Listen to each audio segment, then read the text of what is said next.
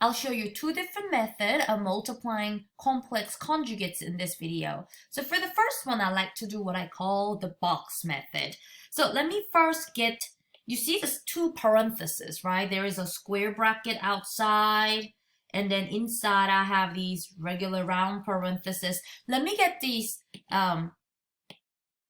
-2 minus 5i out of that inside parenthesis by distributing this -1. Okay, so that's what I'm going to do first. So take a look.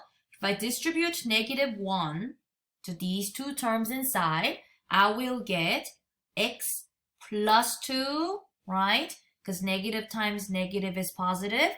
And also, negative times negative again is going to be positive 5i. So that's the first. And then I go over here and I'm going to do the same thing. I'll multiply this negative in and I will get x plus 2, right? But if I do negative times positive 5i, that's going to give us negative 5i. Okay? All right, hold on. Negative 5i. And what I will do is I'll just treat it as like a trinomial times a trinomial. I'll just do it that way in this video, and then in the same video. And for the second one, part B, another problem, I'll show you another method. But I kind of like this method because I like to draw boxes and stuff. So take a look. I'm going to draw a 3x3 box. I'm going to draw a 3x3 box who has 9 little squares, okay? And above, I will go ahead and write x, positive 2, and 5i. Okay, look at what I write, okay? I'll write x, positive 2, and positive 5i. And on the side, I will also write x, positive 2, but negative 5i. So look, I'll do x, positive 2, negative 5i. You guys took biology before. It's like a Punnett square.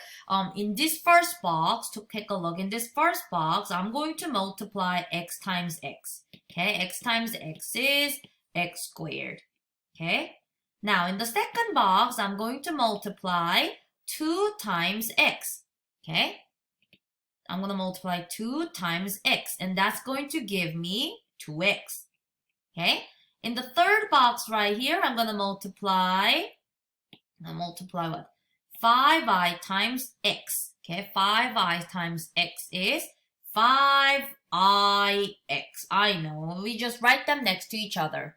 All right, let's go down here. In this second row, I will go ahead and write 2 times x, which is 2x. And right in the middle, guess what we are multiplying? We're multiplying 2 times 2. So I'll put the 4 in here.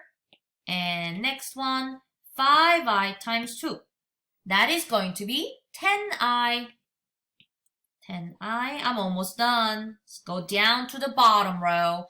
Last row. Here, let me do negative 5i times x. And that's just nothing more than negative 5ix. Okay? Negative 5ix. And next box, negative 5i times 2 is negative 10i. Negative 10i. And very last one is challenging. I want you to focus on the last one for me. I'm going to multiply 5i times negative 5i. If you multiply 5 times 5, you're going to get 25. But what will you get if you, whoopsie, hold on a second. Can I go ahead and say 5 times negative 5? Those are the coefficients, right? Or that's just a number, but that's negative 25, right? But what about I times I? What is I times I? I times I is I squared. And remember what I is? I is square root of -1. So what is square root of -1 squared? Okay, notice the square root and the squaring, that cancels out. So I squared is just -1. Okay, I want you to write that down somewhere on your note. Okay, write down that note. I squared is -1. If you just write it down today and memorize it, We don't have to, well, it's pretty simple, right? I squared is negative 1. So if you multiply 5i times negative 5i, that is going to be negative 25 times negative 1, okay? Which is positive 25. The last box was a little bit challenging because we have to know what I squared is. But once you got all these, now we're ready to just find some like terms. Okay, you ready to find some like terms with me? Take a look. Like terms are hiding in diagonals here. 2, oopsie, I want it a little bit bigger. The 2x and 2x will combine to be 4x, right? If you notice over here, I have a positive 5ix and there's a negative 5ix. They will cancel out, right? One's positive, one's negative, they cancel out. That's not the only one that cancels out. Do you see there's a 10i and negative 10i? They're opposite, so they cancel out. Oh, bless me. Oh, goodness. Hold on. Let me ignore this phone call. And if you combine, there's another set of like terms, or I should say just co-constants. 4 plus 25 will give us 29. So let me write my final answer, okay? My final answer is x squared, which was right up top in that corner. And if you do 2x plus 2x, that's going to be plus 4x. And lastly, 4 plus 25 is 29. And that is the answer. That's how you multiply a complex conjugates. I like this method because I get to draw all I want. I get to just, for me, it's a very visually organized method. But I do want to show you another method, okay? Because you may not want to draw these boxes like I do. So I'm going to show you a different method. And in order for me to explain this method, I want to make sure that you know something. It's like this, okay? So let me give you some notes, okay? Have you ever seen like if you have a minus b times a plus b, okay? So they look like they're exactly the same, but one of them is negative in the middle, the other one is subtracting. If you have something like that, what will happen is this. Let's go ahead and FOIL this real quick. A times a is a squared. A times b is plus ab. And look at the middle. I will get negative ab, negative ba, negative ab, same thing. And then lastly, negative b times positive b will give me negative b squared. You see what happened to the middle term, right?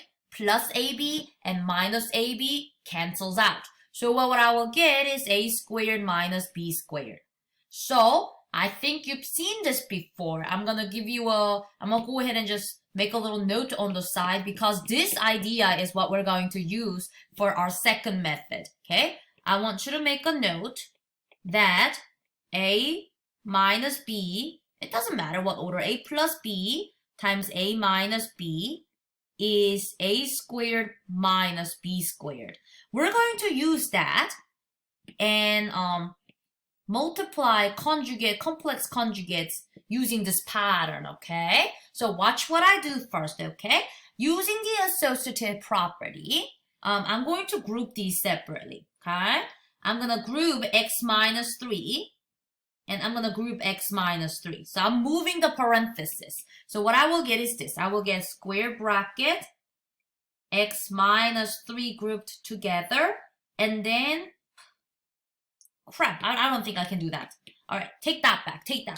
How about I distribute this out first? Because technically, I think I was almost doing the wrong thing, okay? Distribute it first, just like the first step on the box method, okay? If I do that, I will get x minus 3 minus 4i, right? See, associative property wouldn't have worked here because that's subtracting and I have to distribute the negative one. So sorry, I brought up the wrong property. I was trying to be impressive. All right, next one. X minus 3. And what happened if I multiply negative times negative? That's going to come out as positive 4i, right? Now I'm going to group, looky, nobody's in the parenthesis inside, right? So I'm going to group these two together and these two together. And I will write it like this, okay, guys? Big bracket. And inside the big bracket, let me put x minus 3 first, and then I will have minus 4i.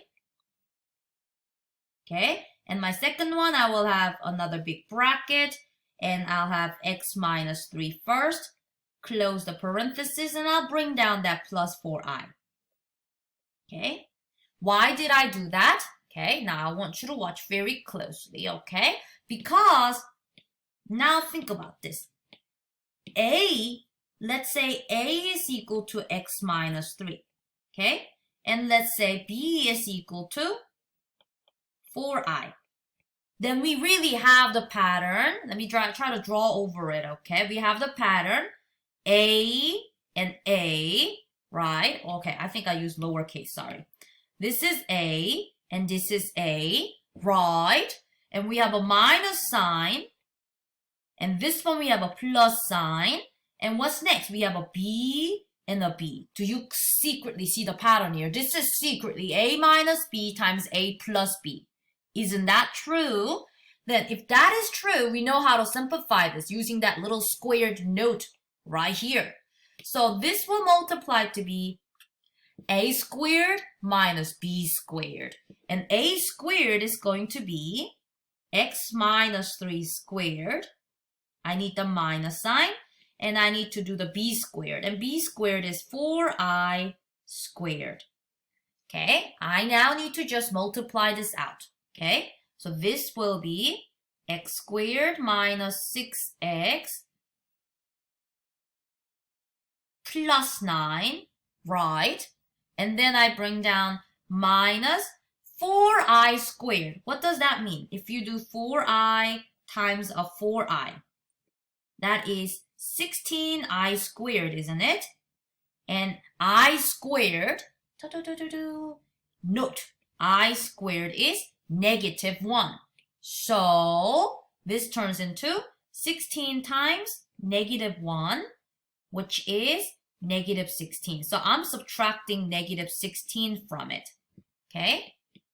Now, if you're like, I don't like this method, go back to the box method, which I like too. But you know, this is pretty nice too, using that pattern, don't you think? Now, I can simplify this as x squared minus 6x plus 9 plus 16, because I'm subtracting a negative. I just changed that to a plus 16. So the final answer is x squared minus 6x plus 25. But that is method number 2.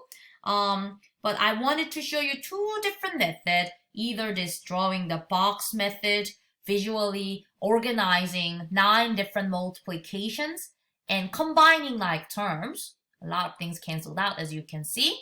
Or you can use that a plus b times a minus b pattern and identify which pieces A and which pieces B, and go with that method too. So I hope you found at least one method that you like, because we will need that in our very next example. Let me go ahead and stop this video here.